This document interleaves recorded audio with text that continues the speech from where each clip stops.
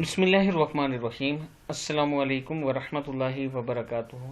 आबिदराज channel की तरफ से आज मैं अपने दोस्तों को वो दुआ बता रहा हूँ जो कभी रद्द नहीं होती। इसके लिए नबी अकरम सल्लल्लाहु अलैहि वसल्लम ने फरमाया है। उससे पहले मैं अपने तमाम दोस्तों से गुजारिश करूँगा कि आपने अगर मेरे चैनल आबिद राजा को अभी तक सब्सक्राइब नहीं किया तो ज़रूर कर लें ताकि डेली आप तक अच्छी अच्छी वीडियो पहुँच सकें। तो स्टार्ट करते हैं। बिस्मिल्लाहिर्रहमानिर्रहीम।